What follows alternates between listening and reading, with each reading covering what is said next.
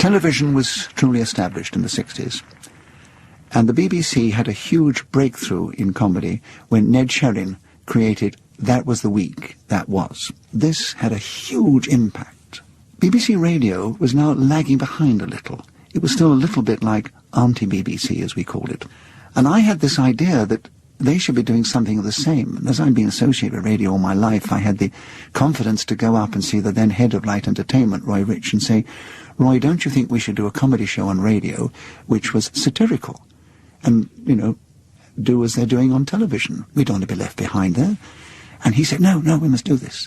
So I went and spoke to a writer friend of mine called Alistair Foote, and we put together a satirical format, and I called it Listen to This Space. I went back and saw Roy Ridge. He liked the idea. A pilot was commissioned.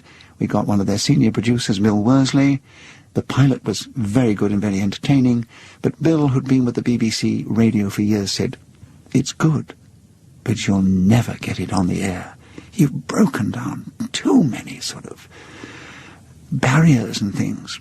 But Roy Rich was determined, and he was very shrewd. He managed to get it onto the desk of the then Director General of the BBC, who listened to it and was so impressed he sent a directive down, commission a series. And Alistair Foote contacted a writer in his office called Anthony Marriott, and the two of them formed a partnership which turned out to be incredibly successful. It was incredible. Suddenly, everybody was talking about it. It was an amazing experience, actually, particularly as it was only radio and television was still now the more popular service. But it was a huge success, and it had broken new ground. We were getting all kinds of accolades from all areas, including the press, and we received some awards, and I also got the Radio Comedy Award for the year. Listening to it now, it sounds quite gentle and certainly not greatly provocative, not like the sharp, acerbic, rather pointed political programs and other comedy shows you have now, where they really put in the knife and they're trying to satirize people. It is Listen to This Space. Is that Miss Celeste Verco? Yeah, Miss Verco speaking. Your call to Mr. Anthony Wedgwood Ben in Tokyo. I'm connecting you now. Oh, thank you, at last. Hello, Mr. Ben. I do hope you don't mind me calling you all this way, but I just had to call you up and thank you for the wonderful service you've given me by your marvelous GPO. Now, you may not know this, being in Tokyo and all, but I advertised in the Times yesterday because I couldn't get a telephone. And before I knew where I was, I had one. I just want to tell you that I think your telephone service is the greatest in the world, Mr. Ben. Mr. Ben? Are you there, Mr. Ben? My dear young lady, I don't know who you are or what you want. This is Edward Heath here, out in Borneo.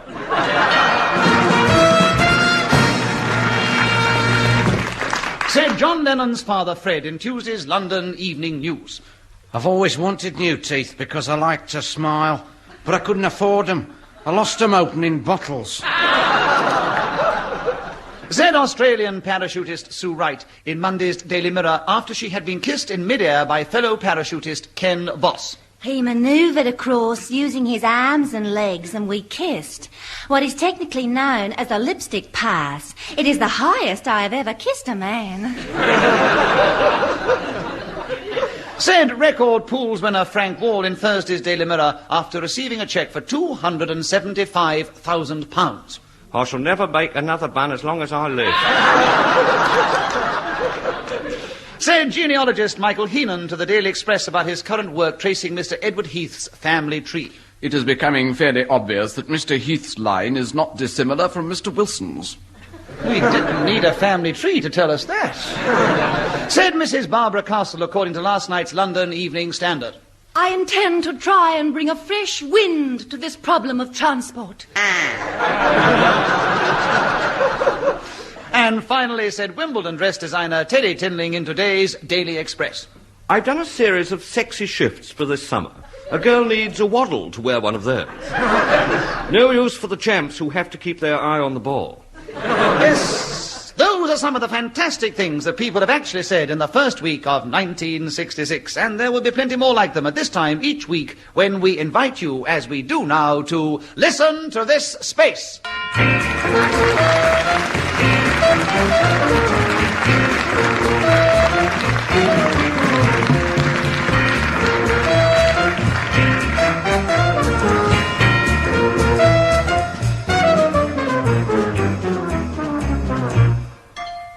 The sketch suggested this week that whatever anyone thought about Mr. Wilson as Prime Minister, no one could quibble over his ability as a television performer. Well, perhaps he would like to take over television and radio. They're about the only things left that he hasn't taken over to now. So, putting this thought into action, Listen to This Space presents a preview of the new combined television and radio station as it will be when it is run by Harold Wilson on every wavelength you turn to.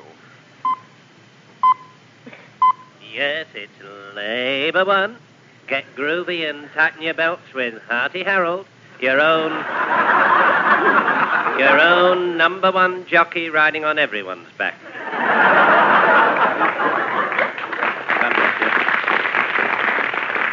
And bringing you the Labour Hit Parade, and may I say, if we've got no small faces, we've got plenty of tiny pointed heads. First, here's a real swinging ring-a-dinger with his head in the clouds. It's swinging Dennis the Menace Healy. My funny aeroplane, up go the costs again. They have gone right off the charts.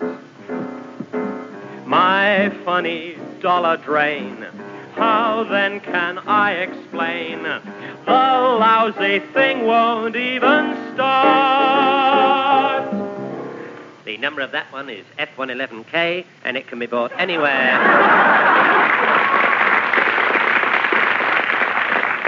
And remember, fans, it can be bought anywhere for £2.5 million, including purchase tax. This is Arthur Bottomley, your cheeky announcer.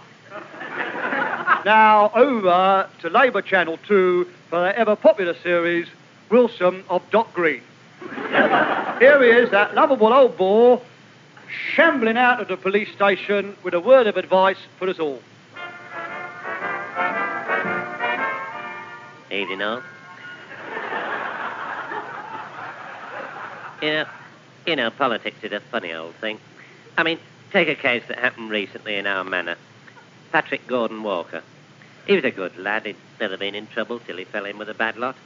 Got himself into trouble with a party, Labour Party. Next thing, he was up for a couple of serious constituencies. Same with his jobs. One day he'd tell you he was foreign minister. Next day, as like as not, he'd say he was minister without portfolio. Then, just when everybody thought he was going straight, he got mixed up with this caper at Enfield. Something to do with school kids. Parents went to court. It's up to the parents, really, but it's always the same. You bring your kids up to be clean, living and honest. What happens? They end up as politicians. Yes, it's Labour One. Of course, the only sandy shore here is the 10 square yards at Scarborough, but here is barefoot Barbara Castle, the last of the Redhead Mamas. I'm just wild about Harold, but Harold's fed up with me. He recognizes my breathalyzers have cost him a vote or three. My "if you drink, don't drive" slogan has made it easy to see. The campaign should be called Keep George Brown Off the Road. Harold's wild about, really wild about simply living with me.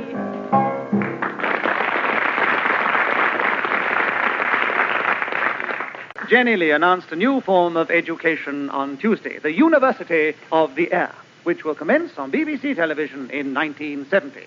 For those of you who cannot wait that long, the Listen to This Space team bring you their idea of what it could be like right now. So get your pencils and papers ready for Here We Go.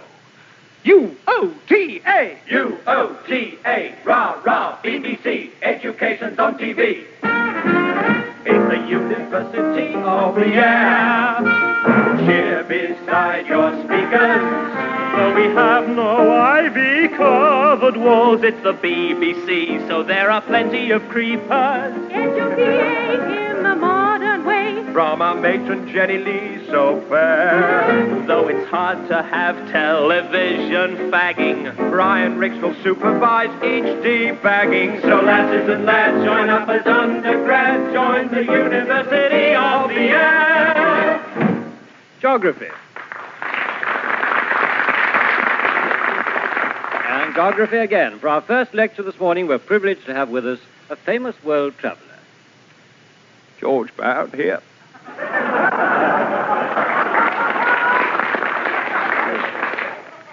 Unfortunately, my international travel has been severely restricted. Lately, as Sophie and I have had to manage on £50 each. I was going to Aden, but Sophie stopped me when I told her I was going to get down to it with Flossie. However, notwithstanding, which is the way I usually do things, I can tell you that Aden's hot and it's getting a bloody sight hotter. However, on France, I am an expert. I've spent a lot of time there, and I'm forced to admit that the Elysee Palace has some of the finest waiting rooms in the world. Not to mention an incomparable tradesman's entrance. Well, that's it. I could have gone to a lot more countries, but I was never able to prove to the Treasury that any of my journeys were in the interest of the country. This week, Sir Savile Garner, the Permanent Under-Secretary at the Commonwealth Relations Office, left for Lagos to make arrangements for the Commonwealth Prime Minister's Conference there next Tuesday. It seems to us that all the government's preparatory confusion resembles the rehearsals by the artisans in A Midsummer Night's Dream for the performance of their play in front of the Duke of Athens.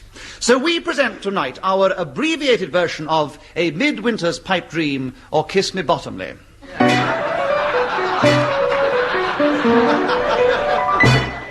The principal dramatis personae are played by members of Transport House Repertory Company, the same old faces in a multitude of foreign parts. They are Harold Quince, the cabinet maker, Arthur Bottomley, the cleaner, Flute Gardner, the gallows render, Smug Callaghan, a coiner, Starveling Stewart, a failure, and Snout Brown, a little tinker. The cabinet-making room in Harold Quince's house at number 10 Downing Street. The artisans are meeting to discuss their forthcoming production in Lagos. Is all our company here? Aye, good Quince. Can we first be told what the play treats on? Mary Bottomley, our play is that most lamentable comedy, The Death of Rhodesia. A very good piece of work, Harold Quince, and soon all will be as you like it. Liar Lysander Smith will in truth soon find his economy ruptured, and in our play will get his hernia. Pray, good Harold, let me take over the Rhodesian part. Nay, Arthur Bottomley, you set down for Lagos. Lagos. Flute Gardner, thou lawful instrument. Here, Harold Quince. Now, thou too will play a part in Lagos, if I finally purpose not to go. Thou wilt mark Bottomley closely from behind. Observe his every movement, every action, lest he openeth his trap and putteth his big foot in it, as is right. My good Quince, thou knowest I am a capital punishment man sworn to keep the trap shut. And I will keep well to windward of Bottomley. But expect me not to play nursemaid to him again. It is thy role to hold his hand. Let me play the British Lion, too. I will roar that I will make any black man's heart good to hear me. I will roar so loudly I will make Cowanda say, "Let him roar again! Let him roar again!" That's what Cowanda will say to me. That's what it is. And you would do it terribly, too. You'd be more like to lay an egg with a little British lion on it. Nay, Bottomley, you can take no part but Harold's part. For Harold is a sweet-faced man, a proper man, a most lovely gentleman-like man of the year, as we've seen in the Daily Mirror. Aye, let Cecil King be praised. Aye. Aye, praised but not knighted. That went to the Mirror's fairest of them all, Cassandra. Now, good masters, I beseech you, study your parts in private, especially you, good Bottomley. Now,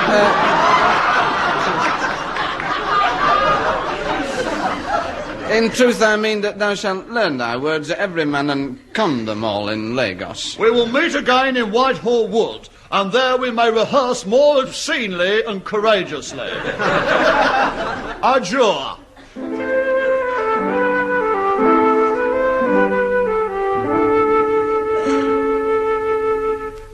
The scene, Whitehall Wood.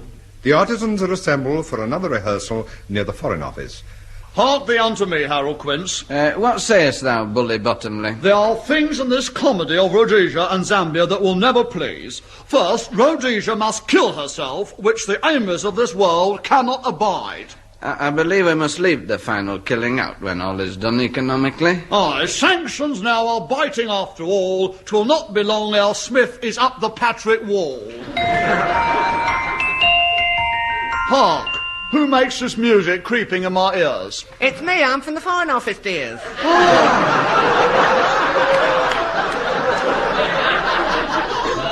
Oh, 'tis Fairy Puck. That's me, Puck of the FO. I'm here to give advice before you go. Oh, what homespun have we swaggering here? Now then, Puck, you and your fairies at the Foreign Office must be very kind and courteous to this gentleman. It's Bottomley the Cleaner, bound for Lagos. Is he? Oh, I'd better get my friends in to have a look at him. Peter Peasebottom, Cedric Cobweb, Martin Moss and Cecil Seed. Oh, he's mastered that one. Now our little fairy band, shake Mr. Bottomley by the hand. Pleased to meet you, I'm sure. Pleased to meet you, yes. 'Tis enough. There's work to do, for he must fly to Lagos. But first, before you leave, good Bottomley, there is a present for you here, sent by fairy messengers from the darkest reaches of Africa. A present for me? Pray, Puck, whatever can it be? It is, O worthy Bottomley, a token of the very esteem and respect in which you are held by them so dear. An ass's head to wear. An ass's head? I see their knavery. This is to make an ass of me, to fright me if they could. But I will not stir from my job, do what they can. I'm not a fairy, I'm a man. Now, stir thyself, Bottomley. You and I will strike the final blow, for I have just decided I myself will go. Aye, Harold, you and I will solve this African impasse. Together we will get Rhodesia Smith to kiss our hands.